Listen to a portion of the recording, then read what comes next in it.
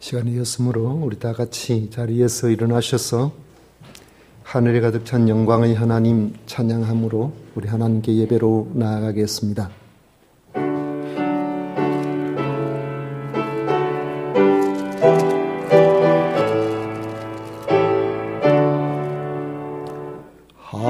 하늘에 가득 찬 영광의 하나님, 온 땅에 충만한 존귀하신 하나님, 생명과 빛으로 지혜와 권능으로 언제나 우리를 지키시는 하나님, 성부와 성자와 성령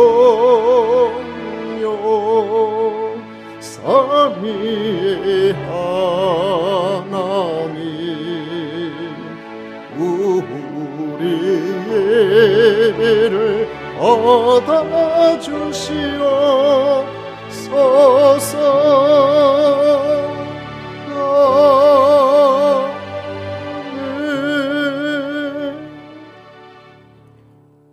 오직 여호와는 그 성전에 계시니 온 천하는 그 앞에서 잠잠할지니라.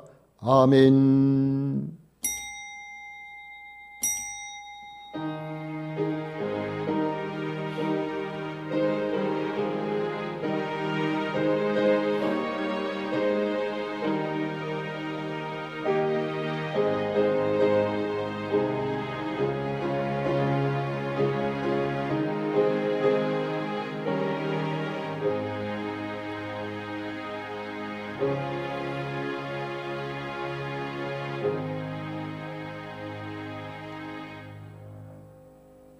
지극히 존귀하신 성삼위 하나님, 세세토록 영광을 받으시옵소서. 저희들을 특별히 사랑하셔서 하나님의 자녀 삼으시고 오늘도 불러 예배를 받으시기를 기뻐하심을 감사합니다. 마음과 뜻과 정성을 모아 드리는 이 예배를 기쁘게 받아주시고 저희들에게는 한량 없는 은혜로 함께해 주옵소서. 예수님 이름으로 기원하옵나이다. 아멘. 찬송가 10장 다 같이 부르겠습니다.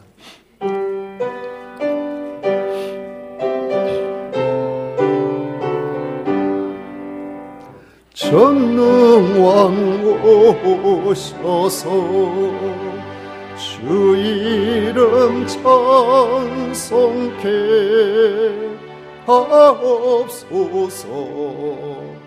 영광과 권능의 성부여셔서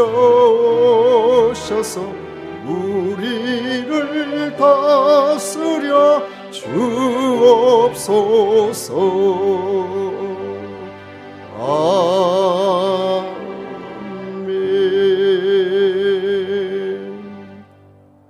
성시교독 교독문 제14번 함께 교독하겠습니다. 찬송가 뒤에 있는 교독문 14번입니다. 땅과 거기에 충만한 것과 세계와 그 가운데 사는 자들은 다 여호와의 것이로다.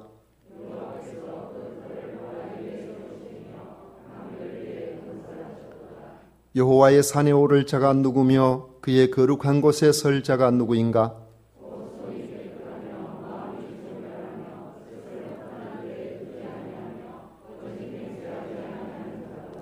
그는 여호와께 복을 받고 구원의 하나님께 의의를 얻으리니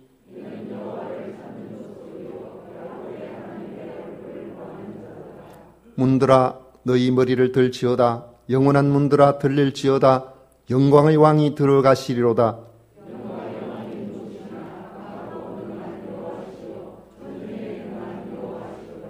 문들아 너희 머리를 들지어다. 영원한 문들아 들릴지어다. 영광의 왕이 들어가시리로다.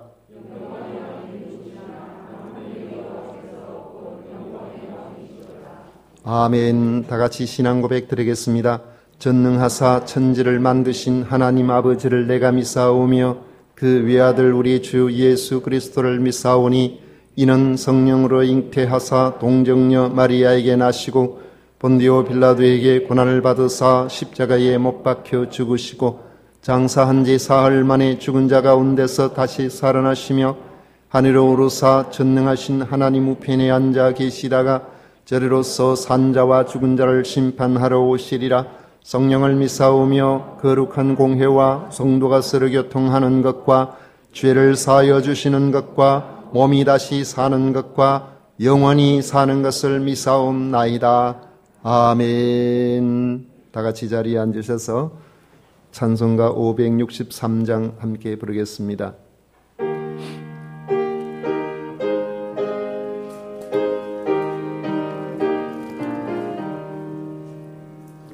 예수 사랑하심을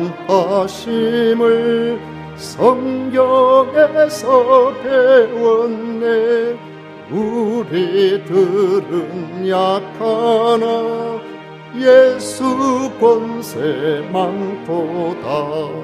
날 사랑하시 날 사랑하시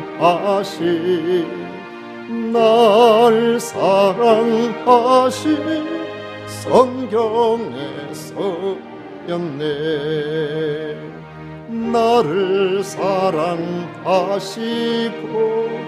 나의 죄를 다 씻어 하늘 문을 여시고 들어가게 하시네. 날 사랑하시 날 사랑하시 날 사랑하시 성경에 쓰였네. 내가 연약할수록 더욱 귀히 여기사 높은 보좌 위에서 낮은 나를 보시네. 날 사랑하시 날 사랑하시 날 사랑하시 성경에 쓰였네. 세상 사는 동안에 나와 함께 하시고 세상 떠나가는 날 천국 가게 하소서. 날 사랑하시 날 사랑하시 날 사랑하시 성경에 쓰였네. 아멘.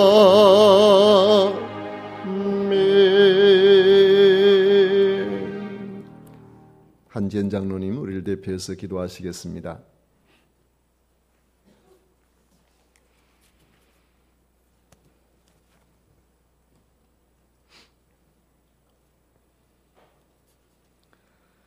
사랑과 은혜가 풍성하신 하나님 아버지, 오늘도 변함없이 하나님의 사람들을 한자리에 부르셔서 썩지 않고 쇠하지 않으며 영원히 변하지 않는 생명의 말씀 앞으로 나아가게 하시니 감사합니다.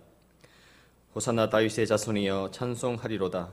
주의 이름으로 오시는 이여 가장 높은 곳에서 호산나 하더라. 주께서 예루살렘에 입성하시던 날에 주를 믿는 모든 이들이 나와서 종려나무 가지를 흔들며 주님을 높여드렸습니다.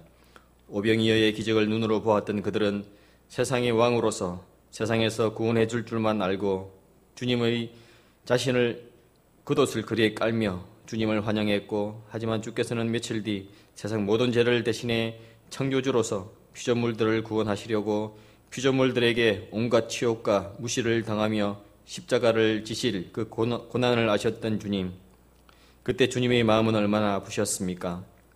지금 우리의 인생도 여전히 그때 주님의 마음을, 주님의 뜻을 알지 못한 무리들처럼 지금도 여전히 우리만 생각하며 현실을 부정하며 주님의 나라는 뒤로 한 채 우리의 꿈과 비전만 주님께 권고하고 있는 것은 아닌지 이 시간 다시 한번 우리들의 잘못된 신앙과 우리의 삶을 주께 회개하오니 저희들의 어리석음을 용서하여 주시고 예배를 통하여서 진리의 말씀에 눈을 열게 하시고 진정한 하나님의 나라를 발견하게 하셔서 가장 귀한 향유옥합을 깨뜨려 주님의 장례식을 미리 준비한 마리아처럼 주님의 마음을 헤아리는 주님을 진정으로 사랑하는 우리 모두가 될 수 있도록 성령으로 충만케 하시옵소서.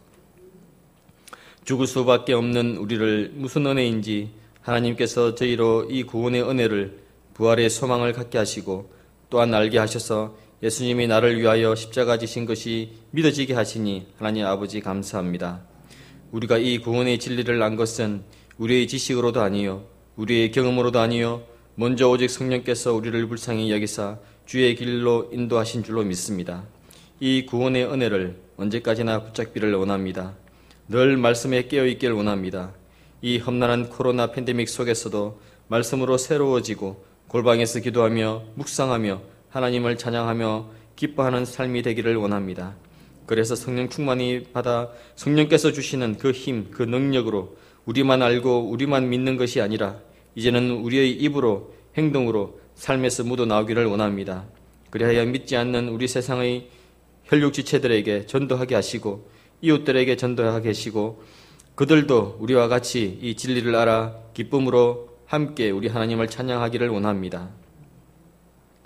하나님을 찬양하며 우리 하나님을 더 깊이 알아가는 이 아름다운 예배의 자리에 세금산 교회의 공동체와 함께 하게 해주셔서 감사합니다.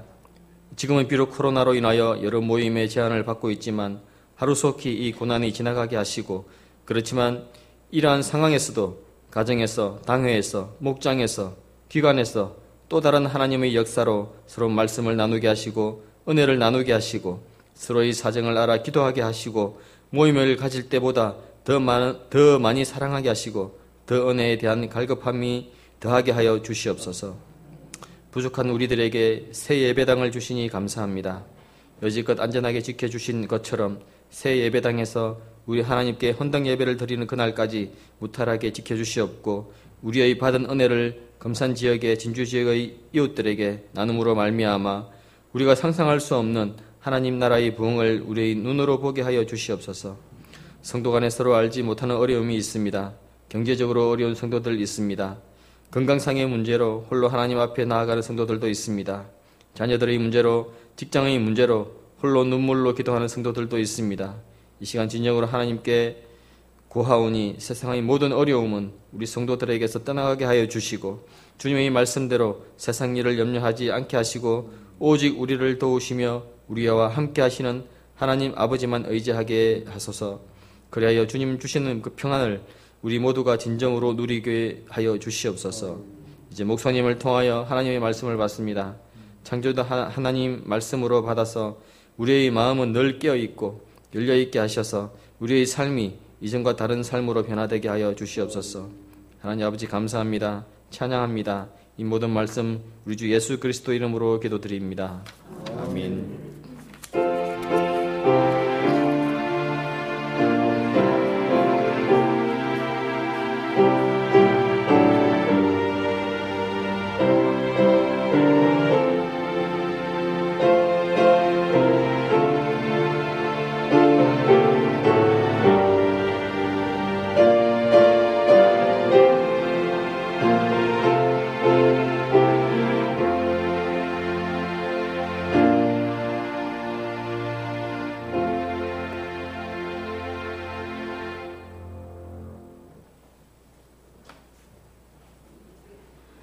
이 시간 우리에게 주신 하나님의 말씀은 마가복음 7장 24절부터 30절까지 말씀입니다.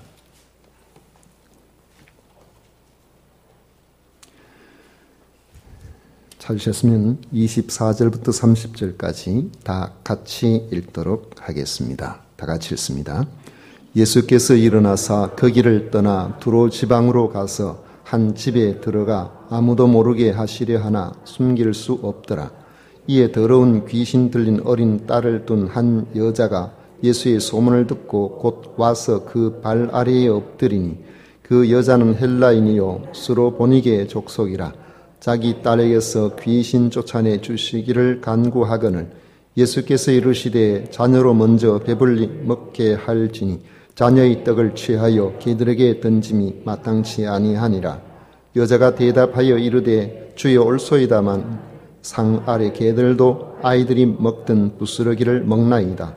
예수께서 이르시되 이 말을 하였으니 돌아가라. 귀신이 내 딸에게서 나갔느니라 하시매 여자가 집에 돌아가 본즉 아이가 침상에 누웠고 귀신이 나갔더라. 아멘. 스로보니게 여인의 믿음이라는 제목으로 같이 말씀을 나누며 은혜를 받고자 합니다. 사람이 가진 본능적 욕구가 욕구 중에 하나가 다른 사람들부터 인정받는 것입니다. 반대로 무시를 당했다고 생각되면 마음에 오랫동안 상처로 남아있게 됩니다. 우리가 읽은 말씀의 스로보니게 여인은 가정사의 문제로 절망적인 고통 가운데 살아가는 여인입니다. 어린 딸이 더러운 귀신이 들려서 날마다 고통당하고 있는 것을 엄마로서 곁에서 지켜보아야 하는 안타까운 여인입니다. 이런 여인이 예수님이 두로지방에 오셨다는 사실을 알고 희망을 가지고 주님 앞에 도우심을 구하려 나왔다가 예수님으로부터 철저히 무시와 멸시를 당하게 됩니다. 그것도 예수님의 입에서 개 취급을 받습니다. 여러분 같으면 이런 상황을 어떻게 받아들일 수가 있겠습니까? 두로는 예수님께서 머무시던 갈릴리 가버나움에서부터 북서쪽으로 한 63km 정도 떨어진 지중해 서쪽 해안 도시입니다.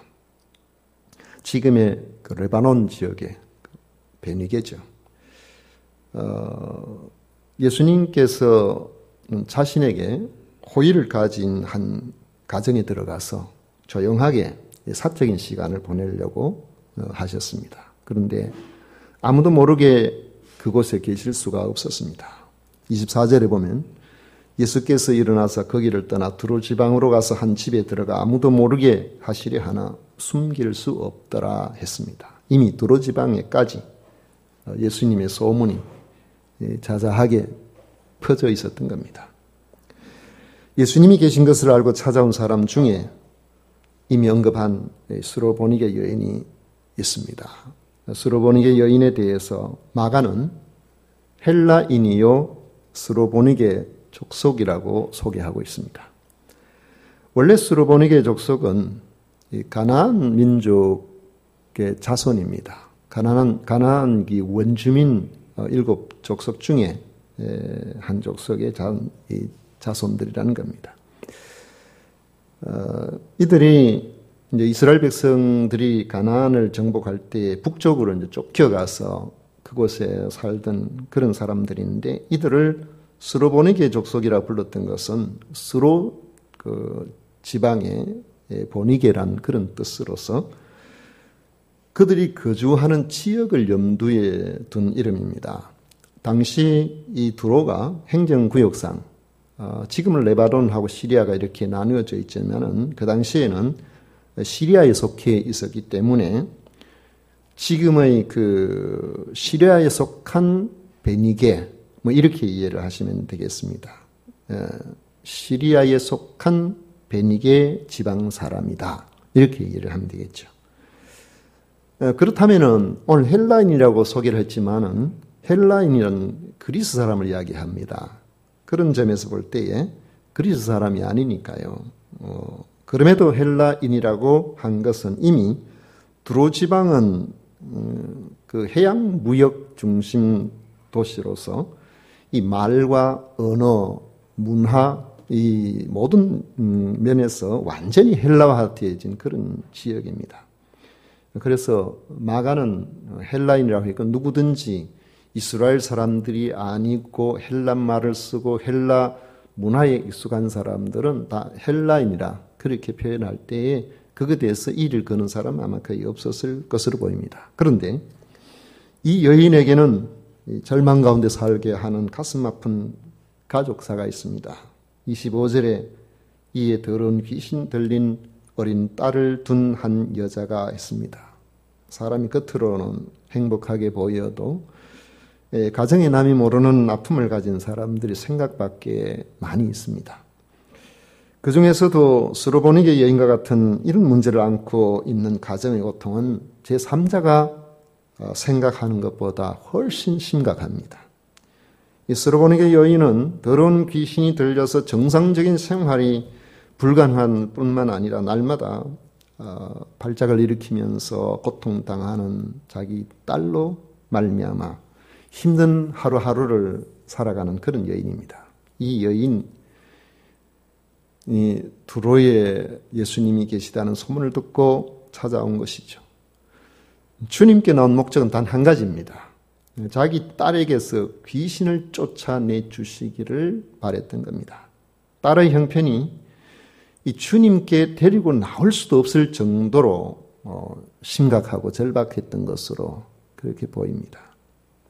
그의 마음이 얼마나 간절했던지 예수님 앞에 와서 발날에 간구했다고 했는데 이 간구하거늘이라는 말의 단어의 어법은 계속 반복해서 거듭거듭 요청했다는 그런 뜻입니다. 어제 그러니까 금요일이네요. 그 봉래동 쪽에 일이 있어서 가는데 그렇게 넓지 않은 봉래동 진지교회 쪽 앞쪽 그 도로가 그렇게 많이 넓지 않는데 경찰차가 중간에 서가지고 오는 차 가는 차 다 가로막고 있었어요.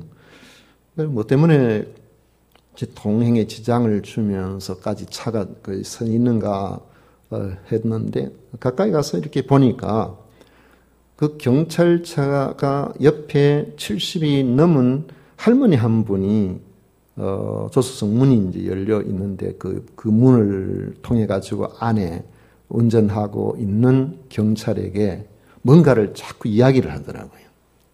그런 이야기를 자꾸 하니까 가지를 못하고 차가 서가지고 있는데 제가 다른 볼을 본다고 차를 세워놓고 한 10여 분 이상 있다가 그 가까운 곳으로 지나갔는데 아직까지 그러고 있어요. 그러니까 차가 가려고 해도 못 가게 계속 붙들고 뭔가를 하소연하고 있는데 그 할머니에게는 뭔가 경찰이 뭔가 해결해 주기를 바라는 뭔가 있었던 것으로 생각이 됩니다. 그런데 절박한 스로보니게 여인도 그렇죠. 그런데 예수님의 대답은 너무나 매정합니다. 27절에 보면 예수께서 이르시되 자녀로 먼저 배불리 먹게 할지니 자녀의 떡을 취하여 개들에게 던짐이 마땅치 아니하니라. 이 개에 대한 비유는요, 이 동서양 고금을 막론하고 별로 그렇게 좋지를 않습니다. 마태복음 15장에도 이 내용의 병형 본문이 나오는데 예수님의 태도나 말씀을 볼 때에 이 여인을 철저히 무시했다고 밖에 할 수 없는 구절들이 나옵니다. 첫째로는 대꾸를 안 하고 말을 안 해요. 말을 안 하시고 가는 길을 계속 갑니다. 마태복음 15장 23절에 보면 예수는 한 말씀도 대답하지 아니하시니 했습니다. 한 말씀도 말하는데 대꾸 안 하면 기분 나쁘겠죠. 무시당했다는 그런 느낌 안 들까요? 모른 척 다른 것을 쳐다보면 엄청 마음이 안 좋을 수가 있습니다. 과연 우리가 이 여인이라면 이런 주님께 우리가 무슨 부탁을 할 수가 있을까? 이 자존심이 쉽게 허락지 않을 것 같은 그런 생각이 들죠. 두 번째로는 계속 뒤에서 소리를 지르며 내 사정을 좀 알아달라고 하니까 제자들이 딱하게 여겼던지 그를 보내줘서 예수님 좀 문제 해가지고 빨리 그 여인을 좀 보내는 게 안 좋겠습니까? 이렇게 이야기를 했는데 제자들의 그 말을 이런지하에 거절하셨습니다. 마태복음 15장 24절에 보면 예수께서 대답하여 이르시되 나는 이스라엘의 집의 잃어버린 양 외에는 다른 데로 보내심을 받지 아니하였노라. 그렇게 말씀하셨어요. 예수님은 유대인이 아닌 사람에게는 전혀 자비를 베풀 생각이 없다고 하시며 차별하시는 그런 말씀을 하신 겁니다. 세 번째로는 이 여인이 따라와서 또 주여 나를 도우소서 그러니까 그 여인을 개에다 비유를 했던 겁니다. 마태복음 15장 26절에 보면 대답하여 이르시되 자녀의 떡을 취하여 개들에게 던짐이 마땅하지 아니하니라. 비유를 해도 비유를 하실 게 따로 있지 어떻게 이렇게 모욕적인 이런 말씀을 하실 필요가 있을까요? 여러분 같으면 아무리 답답해도 이런 모욕을 당하고 그걸 받아들이시겠습니까? 예수님께서 어떻게 이렇게 하셨을까 그런 생각이 들죠. 너무나 무거운 짐을 지고 어쩌면은 겨우 숨만 쉬며 살아가는 나약한 한 여인에게 이렇게 무시하고 모욕을 줘도 되는 걸까요? 물론 우리는 주님께서 의도적으로 이 약하고 불쌍한 여인을 철저히 무시하셨다는 사실을 압니다. 그래도 한편으로 이건 너무 심하지 않는가 이런 생각도 듭니다. 그런데 예수님이 자녀로 먼저 배불리 먹게 할지니 자녀의 떡을 취하여 개들에게 던짐이 마땅하지 아니하니라고 하는 이 말씀을 했음에도 불구하고 이 말씀을 들은 여인이 자기 마음 상했다고 물러간 것이 아니라 의외의 대답을 주님께 드리고 있습니다. 주여 올소이다마는 상 아래 개들도 아이들이 먹던 부스러기를 먹나이다. 이 말에 비로소 주님은 그 여인을 향하여 말씀하십니다. 예수께서 이르시되 이 말을 하였으니 돌아가라. 귀신이 내 딸에게서 나갔느니라 하시매 그랬습니다. 마태복음 15장에 보면 여자야 내 믿음이 크도다. 내 소원대로 되리라 말씀을 하셨습니다. 여인이 집에 돌아가 보니까 아이가 침상에 누웠는데 귀신이 나가고 정신이 온전해 있었습니다. 귀신에게 얼마나 시달렸던지 아이가 기력이 없어서 침상에 누워 있었어요. 귀신이 떠났지만 아직까지 기력이 회복되지 않았습니다. 그러나 딸은 정신이 돌아왔습니다. 그날부터 이 가정은 슬픔과 절망 대신에 기쁨과 소망의 햇살이 내리쬐는 가정이 되었던 것입니다. 예수님께서 돌아가라 귀신이 내 딸에게서 나갔느니라고 하신 이 말씀은 회복에 대한 명령입니다. 이 가정을 회복시키고자 하시는 주님의 의지가 담겨 있는 그런 명령입니다.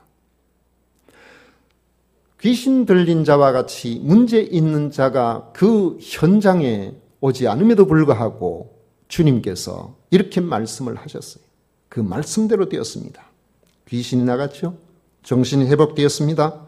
정신이 회복되니까 육체가 건강을 서서히 찾아가게 됩니다. 근심으로 아이에게 매달려 있던 온 식구들의 얼굴에 기쁨이 돌아오게 됩니다. 가정의 회복은 그동안 위축되어 있던 그 모든 삶을 털어버리고 그들이 속한 사회에 정상적으로 복귀하여 평범한 삶을 살아가도록 된 총체적 회복이 되는 것입니다. 이런 회복을 주시기 위해 주님께서는 이 여인에게서 보기를 원하셨던 것이 있었다는 것입니다. 바로 자존심의 껍질을 벗어버리는 겁니다. 진정한 믿음은 자존심의 껍질을 벗어 던지는 일에서 시작을 하는 겁니다. 무시당하고 차별당하고 모욕을 당해도 참을 수 있는, 그 정도는 참을 수 있는 정말 어떤 중요한 가치가 내게 있느냐 없느냐, 내 믿음을 붙들 수 있느냐 없느냐 하는 것. 내 속에 누가 뭐라고 할지라도 아무리 짓밟혀도 놓치지 않을 수 있는 자기만의 중요한 가치가 있어야 된다는 거죠.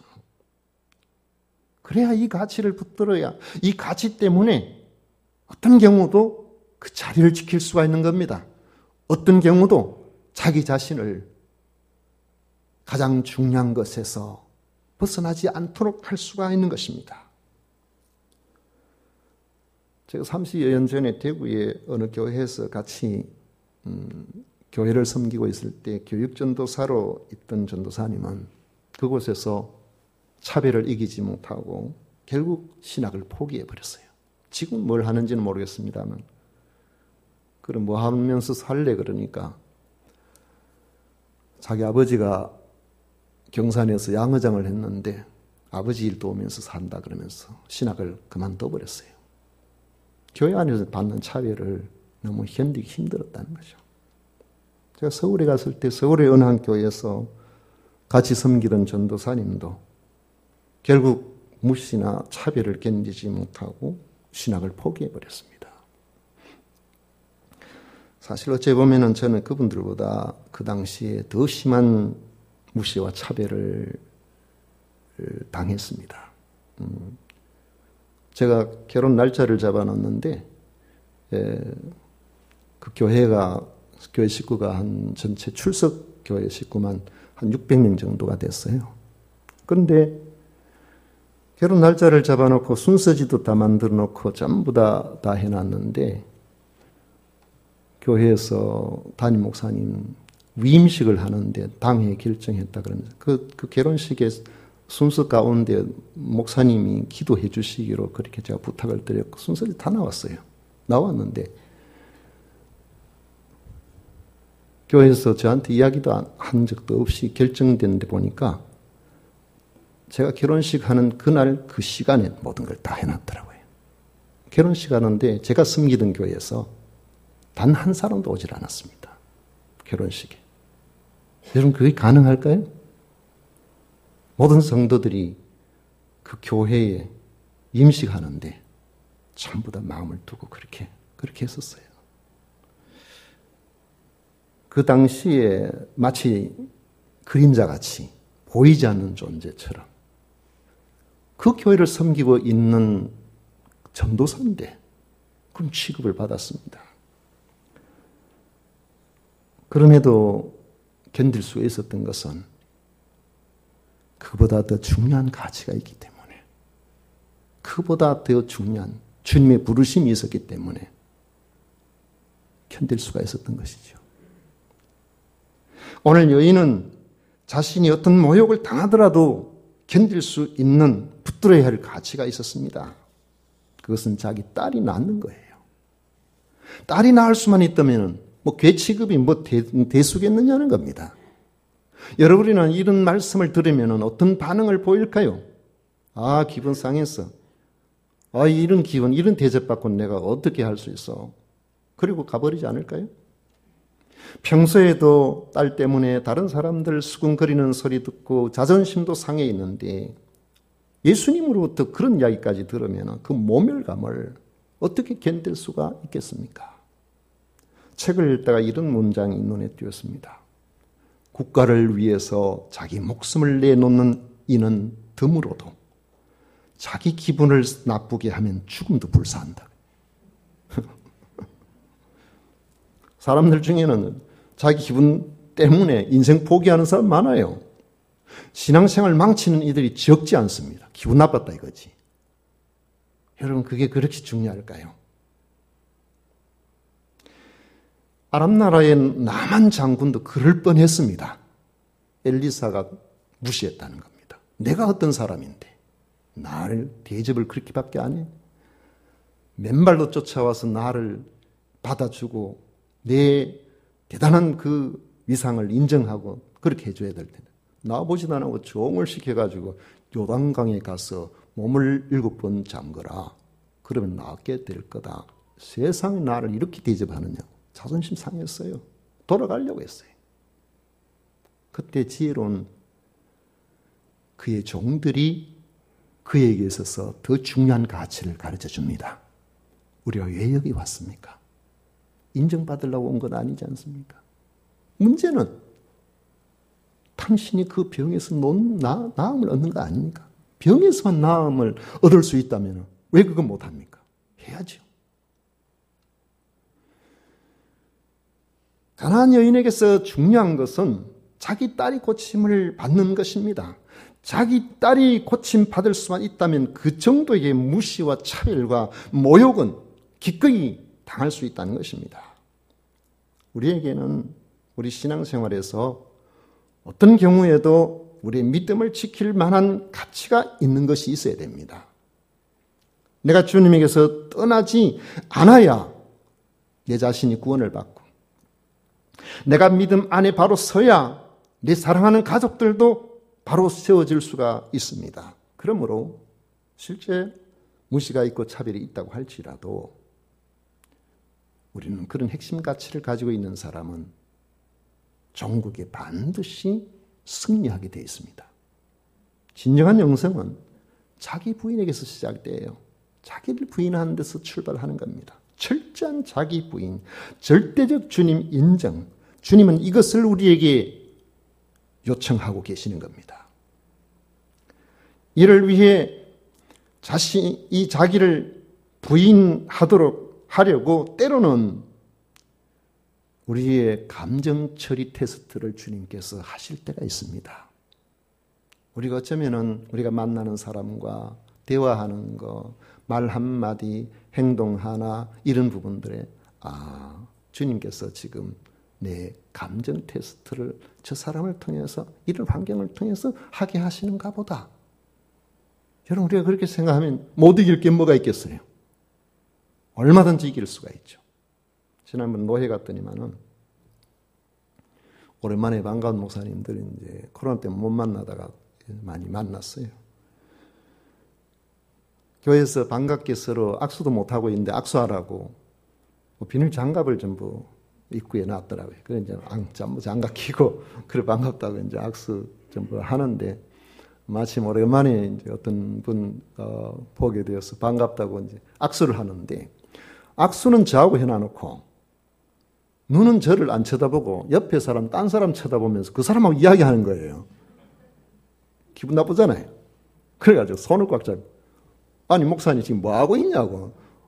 악수는 나오고 하면서 지금 눈은 지금 어디 갔냐 그래요. 제가 웃으면서 말해요. 그러니까 깜짝 목사님 참 미안하게 됐다고. 자기도 이제 별 생각 없이 저쪽에서 오면서 그분을 보고 있어서 그분한테 할 말이 있어 나니까 오다가 이제 자꾸 악수를 해서 그렇게 된 거예요. 사실은 잘 또 알고 그 부분에 대해서 뭐 별로 그냥 이제 한 말이죠. 근데 이분이 정색을 하면서 미안하게 됐다고 사과를 하더라고요. 사과 뭐 그 정도라고 끝나고 아무것도 아닌데 그냥 지나가면 되는데 저녁에 또 전화 왔어요. 아니 목사님 오늘 내가 큰 실수를 한 것 같다고. 내가 일이 그렇게 됐다 그러면서 그래. 또 한 번 전화 오면은 진짜 제가 상처받을 것 같아. 그냥 지나갈 일인데. 평소에 우리가 이 자기를 부인하는 이런 일들이 충분히 연습이 되어 있지 않냐면은 별일 아닌 것 때문에 시험 들 가능성이 높습니다. 주로 이런 일 때문에 시험 들거든요. 계치급을 받으면서도 견디는 건 쉽지 않습니다. 그럼에도 견뎌야 하는 까닭은 주님께서는 우리에게 썩어질 세상 영광이나 자존심이 아니라 부스러기 은이라도 주님의 은혜로 사는 그런 사람이 되기를 원하시기 때문에 그런 것입니다. 내 기분, 내 자존심보다 더 가치 있는 것 때문에 결코 주님을 떠날 수 없는 믿음을 소유해야 됩니다. 그때 우리는 가정이 회복되고 주님의 칭찬이 있는 그런 신앙생활이 가능합니다. 여러분 강해지세요. 강해진다는 것은 내 자존심, 내 자신이 어떤 그런 거에 대해서 상당히 덤덤해지는 그런 연습을 하는 것을 말하는 것입니다. 주님 앞에서 우리 주님께서 우리에게 원하시는 바, 너 이래도 너 그것 때문에 자존심 상해서 뒤돌아서지 않을래? 이래도 너 내가 최고냐? 주님께서 우리에게 물어보고자 하실 때 주님, 제가 주님 앞에 붙들려 있겠습니다. 영생의 말씀이 여기 계시는데 제가 어디로 가겠습니까? 제자들처럼 그런 중심으로 나아가심으로 우리 모두가 신앙에서, 가정에서, 문제에서 승리해내는 우리 성도님 되시기를 축복합니다. 기도하겠습니다. 고마우신 하나님 아버지, 크신 은혜 감사합니다. 주님께서 주시는 놀라우신 은혜 귀한 사랑으로 여호와 하나님께서 보시기 합당한 이런 성도의 귀한 삶을 승리해낼 수 있도록 은혜를 더하여 주옵소서. 자기 부인의 영성을 우리가 원치 않는 환경이지만은 아버지 하는 연단의 기회로 삼아드릴 수 있는 지혜로운 우리 모두가 되게 하여 주옵소서. 예수님 이름으로 기도드리옵나이다. 아멘. 찬송가 543장 함께 부르겠습니다.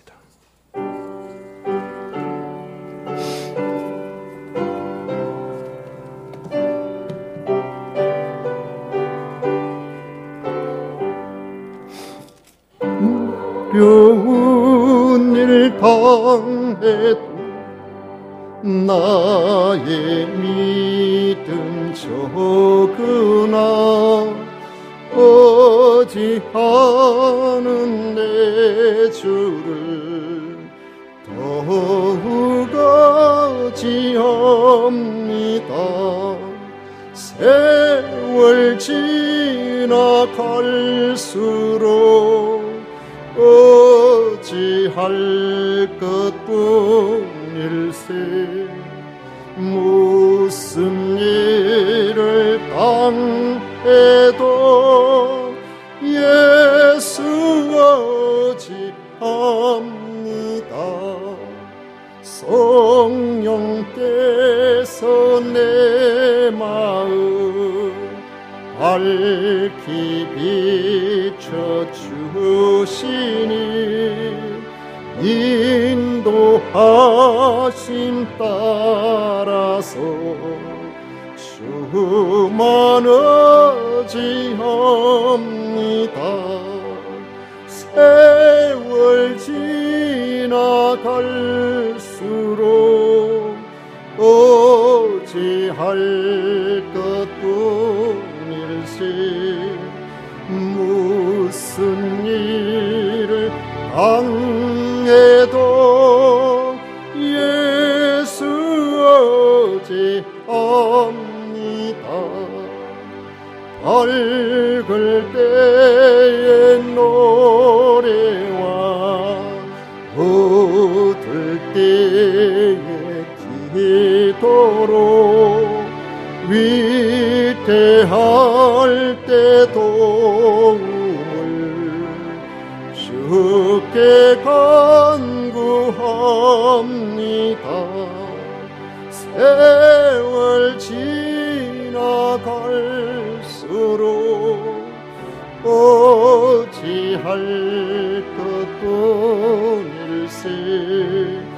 무슨 일을 당해도 예수 어지합니다. 생명 있을 동안에 예수 어지합니다. 천국 올라가도록 어찌할 것뿐일세. 세월 지나갈수록 어찌할 것뿐일세. 무슨 일을 당해도 예수 어지합니다.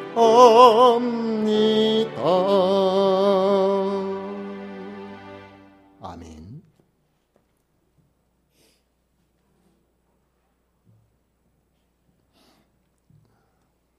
다 같이 봉헌 기도 드리겠습니다.